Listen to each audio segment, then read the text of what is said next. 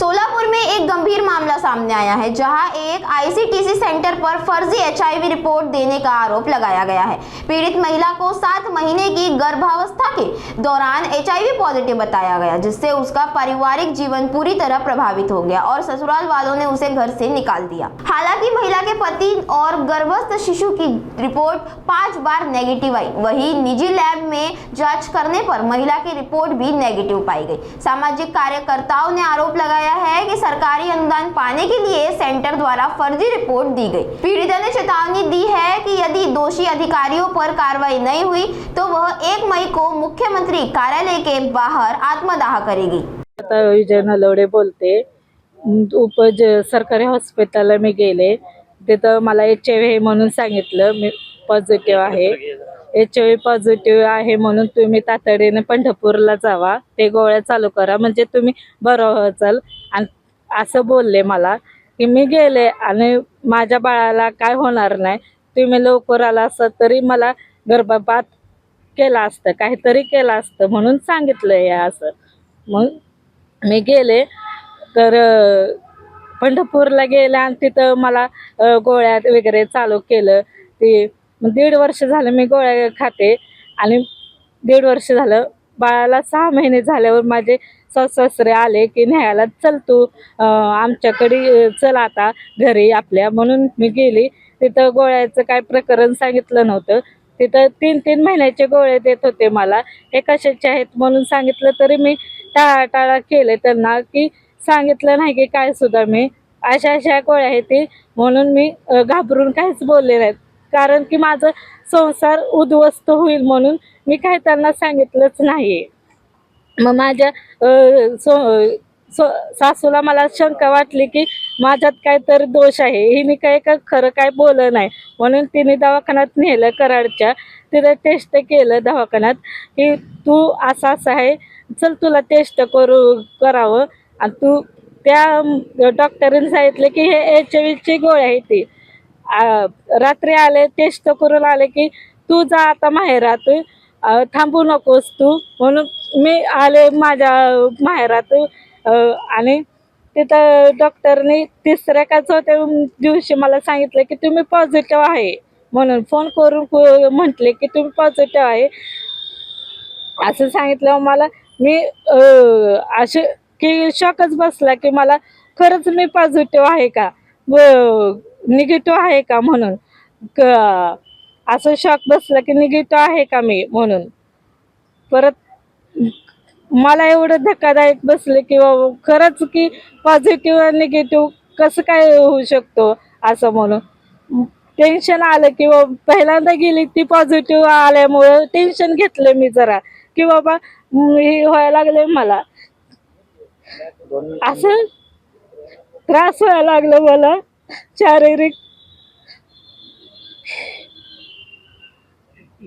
HIVच्या गोळ्या किती महिने घेतो? गोळ्या किती महिने घेतो? 1.5 वर्षांना सांगा ते 1.5 वर्षानं HIVच्या गोळ्या घेतल्या मी, 1.5 वर्ष झालं ती की माझ्या बाळाला सुद्धा 6-6 महिन्याचे ट्रीटमेंट चालू होते, त्याला औषध गोळे देत होते की माझ्या बाळाला काय होतं असं। मला पण टेन्शन पडतं ना की बाबा HIV म्हणजे तुम्हाला तर माहित आहे सगळ्यांना, HIV म्हणजे काय लोक नातेवाईक काय म्हणतेली की ही कसली बाई आहे, लाज वाटत होतं की मला की फिरायला सुद्धा मला नको वाटायचं की मी घरात एकटीच विचार करत बसायची की मला काही झालं आणि काय नाही, म्हणून मला आता जेव्हा 2 मिनिटात तुमचा सांगा रिपोर्ट निगेटिव्ह पॉझिटिव्ह आहे आला आणि तुमची त्यानंतर मान्यता एवढं निगेटिव्ह सांगा। कुठे कुठे तपासणी केली, कसा निगेटिव्ह निघाला? 5 ठिकाणी मी तपासणी केली की पॉझिटिव्ह करायला पॉझिटिव्ह निगेटिव्ह आलं, म्हणून की मी गेले निगेटिव्ह आहे का खरं माझं चेक केली मी। 5 जणांना निगेटिव्हला केले, 5 जण। काय तुमची मागणी आता? त्यांची माफी, लेखी माफी मागावी आणि भरपाई मला द्यावं असं माफी आहे, नाहीतर हे झालं नाही तर 1 मेला मी आत्महत्या करेन मी।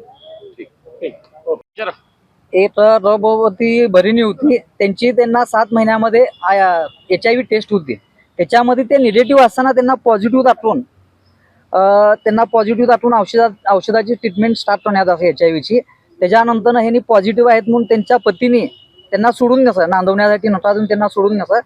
त्यानंतर त्यांचे पती निगेटिव्ह आहेत म्हणताना या ताईंना संशय येण्याने किंवा मी पॉझिटिव्ह असताना पती निगेटिव्ह असत आहे म्हणून त्यांनी पुन्हा अन्य शासकीय हॉस्पिटलमधनं 5 ठिकाणी HIV ची तपासणी करण्यात असते. त्या HIV तपासणीमध्ये प्रत्येक तपासणीमध्ये या ताई निगेटिव्ह आहेत. जगामध्ये असं कोणतंही औषध नाही आहे की बाबा मी औषध खातोय आणि पॉझिटिव्हचं निगेटिव्ह होतोय. HIV विषाणू कधीही कायमचा नष्ट होत नाही.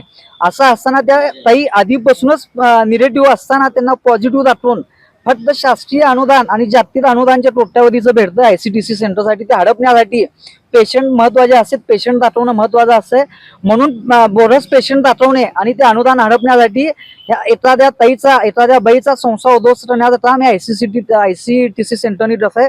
म्हणून आमची मागणी आहे की बाबा हे जे संबंधित ICTC सेंटरचे जे व्यक्ती आहेत, संबंधित जे दोषी माणसं आहेत, त्या व्यक्तींनी पत्रकार परिषद घेऊन ह्या ताई कधीही पॉझिटिव्ह नव्हत्या, त्या निगेटिव्ह होत्या HIV म्हणून सांगावं आणि ह्या ताईचा संसार जोडण्यासाठी दोन्ही कुटुंबाचं समुपदेशन करण्यात यावं आणि यांना नुकसान भरपाई म्हणून काही नुकसान भरपाई देण्यात यावी आणि संबंधित दोषी व्यक्तीवरती गुन्हा नोंदवण्यात यावा.